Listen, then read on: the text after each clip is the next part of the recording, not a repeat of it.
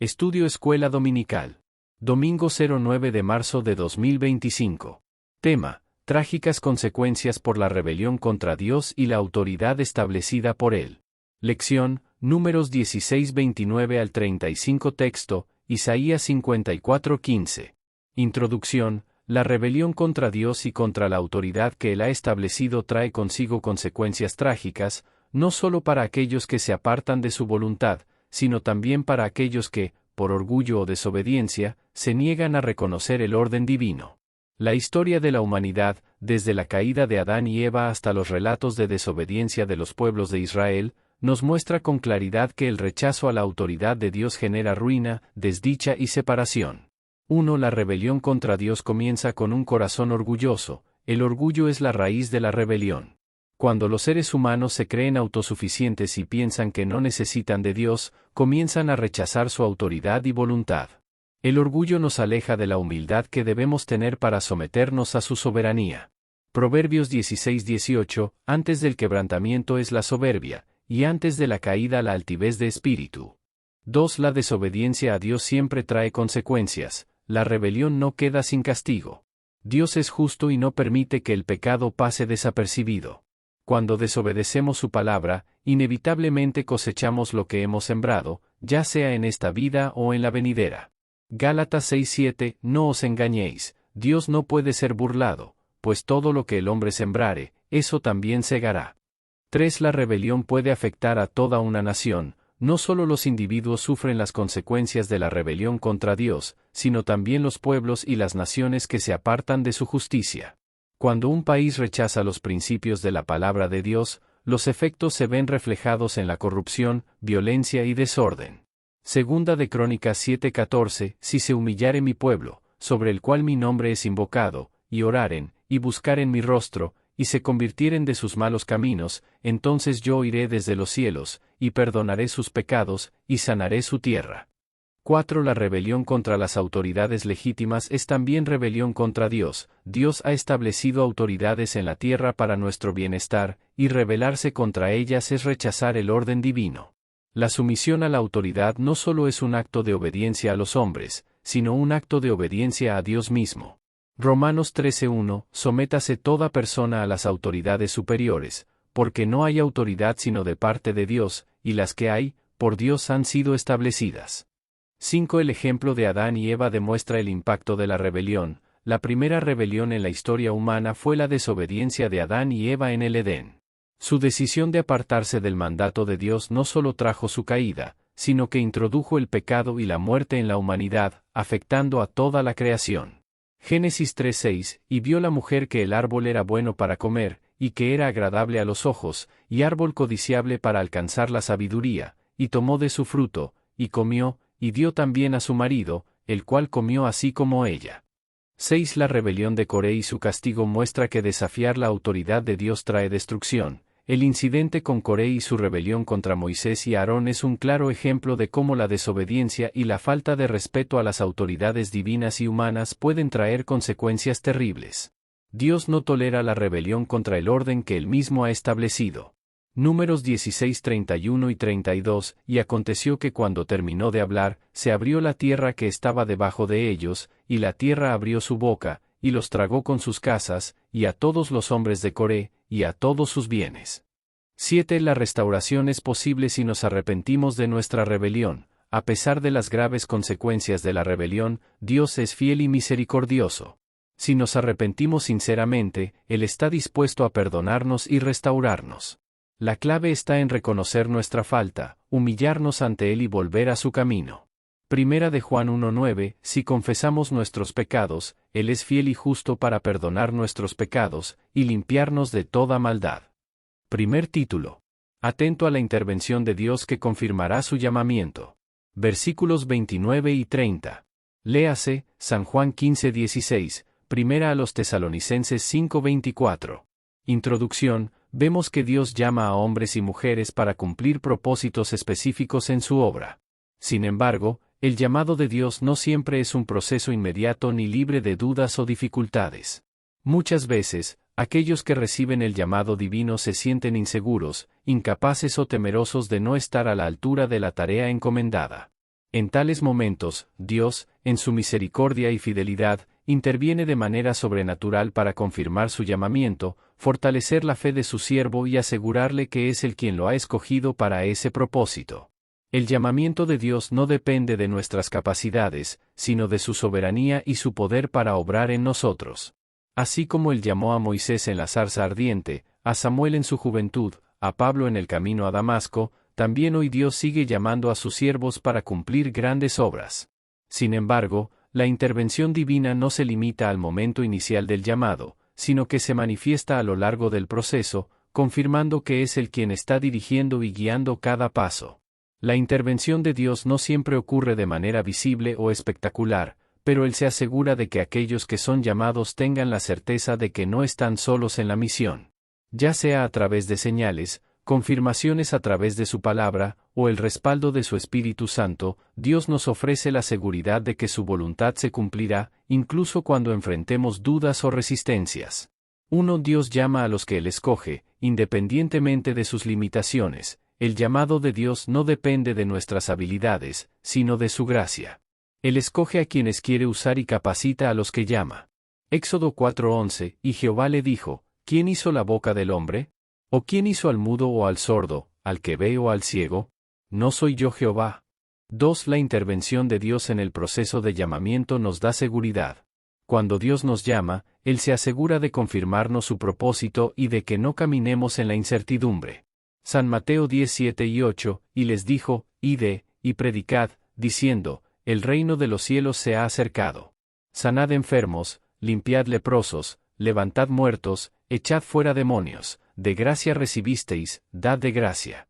3. Dios confirma su llamamiento a través de señales y milagros. Al igual que Moisés, cuando dudamos, Dios a veces confirma su llamado con señales claras que nos refuerzan la certeza de su dirección. Éxodo 4:6, y Jehová le dijo, echa tu mano en tu seno. Y él echó su mano en su seno, y al sacarla, he aquí que estaba leprosa como la nieve. 4. La confirmación de Dios puede venir a través de la palabra. Cuando estamos inseguros, la Escritura se convierte en un instrumento de confirmación, guiándonos y recordándonos el propósito divino en nuestra vida. Salmo 119:105, tu palabra es lámpara a mis pies, y lumbrera a mi camino. 5. La intervención divina no depende de nuestra perfección, sino de su fidelidad. Aunque tengamos fallas o limitaciones, la obra de Dios en nosotros es más grande que nuestras debilidades. Él cumple su propósito a pesar de nosotros. Éxodo 3:12, y Jehová le dijo a Moisés, ¿acaso no soy yo el que te envío? 6. La intervención de Dios también es un llamado a la obediencia. Dios nos llama a actuar en obediencia, y cuando respondemos a su llamado, Él nos confirma que estamos en el camino correcto. Primera de Reyes 13:9, pero Él le dijo, vete, porque no te puedo seguir, pues Jehová me ha enviado a Betel. 7. La intervención de Dios a través del Espíritu Santo nos capacita para cumplir el llamamiento. El Espíritu Santo es quien nos da la fuerza, la sabiduría y la dirección para llevar a cabo la obra que Dios nos ha encomendado. Hechos 1:8, pero recibiréis poder, cuando haya venido sobre vosotros el Espíritu Santo, y me seréis testigos en Jerusalén, en toda Judea, en Samaria, y hasta lo último de la tierra. Conclusión, la intervención de Dios es vital para confirmar su llamado en nuestras vidas. Aunque nuestras dudas y limitaciones puedan surgir, Dios está dispuesto a mostrarnos su poder y fidelidad para cumplir el propósito que Él ha determinado para nosotros. Al estar atentos a su voz, señales y la dirección del Espíritu Santo, podemos tener la certeza de que el que nos llama también nos capacita y nos acompaña en todo momento. Segundo título. Justo juicio de Dios a los incrédulos y rebeldes. Versículos 31 al 34. Léase, Salmos 106:16 y 17, Romanos 6:23. Introducción, Dios es un juez justo, cuya justicia es perfecta y sin parcialidad. A lo largo de las Escrituras, se revela que su juicio no se basa en emociones humanas ni en prejuicios, sino en la verdad absoluta de su palabra y en la santidad de su carácter. El juicio de Dios está destinado a aquellos que rechazan su oferta de salvación, permanecen en la incredulidad y viven en rebelión contra su voluntad. La incredulidad y la rebelión son dos de las mayores ofensas contra Dios.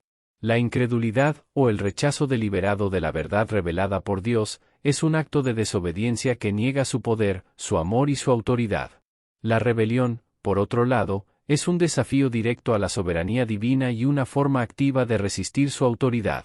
Ambos comportamientos, aunque puedan ser comunes en el mundo, no son excusables ante la justicia divina. A lo largo de la historia, desde el Antiguo Testamento hasta el Nuevo Testamento, Dios ha advertido a los incrédulos y rebeldes acerca de las consecuencias de sus acciones. Sin embargo, Él también ofrece la oportunidad de arrepentimiento y restauración.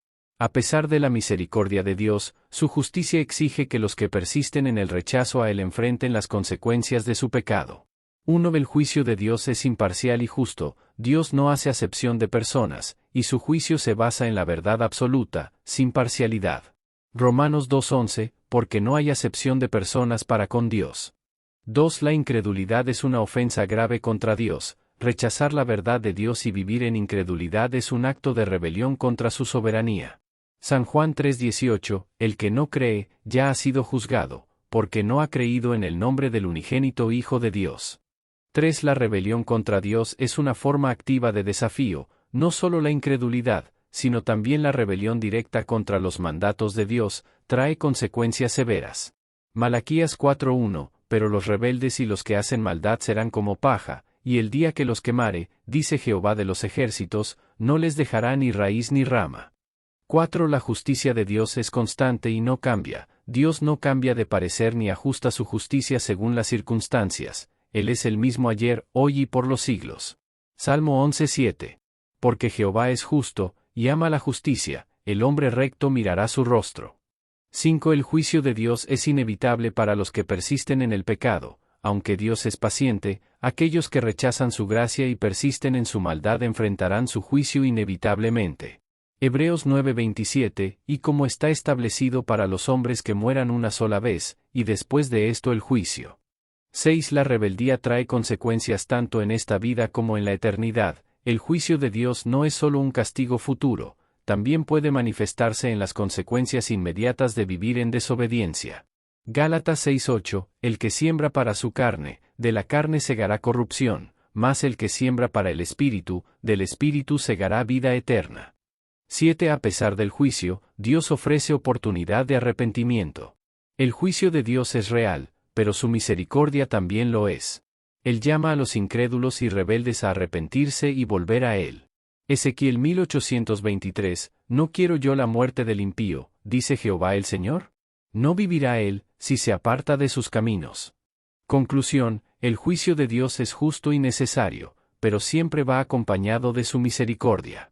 El llamado es claro, arrepentirnos de la incredulidad y la rebelión, y someternos a su voluntad para experimentar su perdón y vida eterna. Dios es justo en su juicio, pero también es lleno de gracia, ofreciendo siempre una oportunidad de restauración a quienes se arrepienten sinceramente. Tercer título. Fuego divino, instrumento de poder y juicio. Versículo 35. Léase, Génesis 19:24, Segunda de Reyes 1:10. Introducción. El fuego es un símbolo poderoso en la Biblia que se utiliza tanto para manifestar la presencia de Dios como para ejecutar su juicio. A lo largo de las Escrituras, el fuego divino es presentado de diversas maneras, como un medio de purificación, una expresión de la gloria de Dios, y también como una herramienta de juicio contra el pecado y la rebelión. La santidad de Dios es tan infinita que el fuego, en muchos casos, simboliza su poder y su justicia, ya que no hay nada impuro que pueda permanecer frente a su presencia abrasadora. Desde el Antiguo Testamento, el fuego divino aparece como un medio de revelación y dirección, como lo vimos en la zarza ardiente que no se consumía, cuando Dios se reveló a Moisés. También en el monte Sinaí, donde el fuego acompañaba la presencia de Dios, mostrando su majestad y autoridad. De igual manera, el fuego es un instrumento de juicio.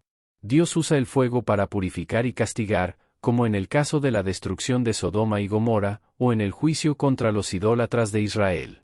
En el Nuevo Testamento, el fuego sigue teniendo un profundo significado. Jesús habla del bautismo de fuego, como una purificación, y el Espíritu Santo desciende sobre los creyentes en forma de lenguas de fuego el día de Pentecostés, confirmando su poder para capacitar a los discípulos para la obra del reino. Este tema nos invita a reflexionar sobre el poder del fuego divino, que no solo representa el juicio de Dios sobre el pecado, sino también su capacidad para purificar y transformar a aquellos que se someten a él. Si bien el fuego puede ser destructivo para los impíos, es también un símbolo de la presencia santificadora de Dios en la vida del creyente, quien debe estar dispuesto a ser refinado y purificado para cumplir el propósito divino.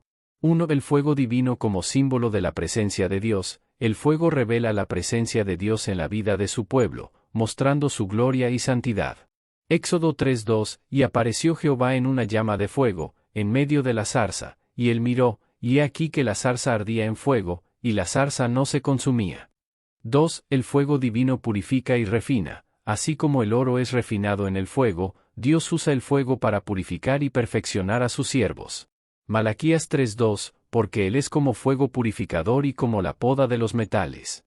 3. El fuego divino trae juicio contra el pecado. El fuego también es un instrumento de juicio divino para castigar la maldad y la rebelión. Números 16:35, y levantó Jehová contra ellos un fuego en su ira, el cual consumió los cimientos del monte. 4. El fuego como señal de juicio final. En el futuro, el fuego será utilizado por Dios para juzgar a los impíos y destruir lo que es corrupto. Apocalipsis 20:10, y el diablo que los engañaba fue lanzado en el lago de fuego y azufre, donde estaban la bestia y el falso profeta, y serán atormentados día y noche por los siglos de los siglos. 5. El fuego divino nos capacita para la misión. El Espíritu Santo, en forma de fuego, capacita a los creyentes para cumplir el llamado de Dios. Hechos 2:3, y vi algo semejante a lenguas de fuego, que se repartían y se posaban sobre cada uno de ellos. 6. El fuego divino trae renovación y avivamiento. El fuego del Espíritu Santo renueva a la Iglesia y avivará el corazón del creyente, llevando a un despertar espiritual. Deuteronomio 4:24, porque Jehová, tu Dios, es fuego consumidor, Él es celoso. 7. El fuego divino nos purifica para una vida santa. El fuego de Dios no solo destruye lo impuro, sino que también santifica al creyente para vivir conforme a su voluntad. Segunda a los Corintios 3:18, y el Señor, el Espíritu, nos convierte de gloria en gloria. Conclusión, el fuego divino es un símbolo multifacético en la Escritura, es instrumento de juicio, pero también de purificación, renovación y avivamiento. Si bien el fuego puede ser destructivo para aquellos que rechazan a Dios, para el creyente, es una herramienta de transformación que nos prepara para vivir en santidad y obediencia. Al igual que el oro refinado, estamos llamados a ser purificados por el fuego del Espíritu Santo, para que nuestra vida refleje la gloria de Dios. Texto. Si alguno conspirare contra mí, lo hará sin mí, el que contra ti conspirare, delante de ti caerá. Isaías 54:15. Este estudio no busca reemplazar los estudios bíblicos que se realizan cada semana en su respectiva iglesia evangélica pentecostal, al contrario, tiene como fin principal, complementar o ayudar en el estudio bíblico que usted realiza, esperando que cada referencia bíblica sea de ayuda y de bendición para su vida. Honra y gloria a nuestro Dios. Dios le bendiga. Atentamente, administrador de alabanzas IEP.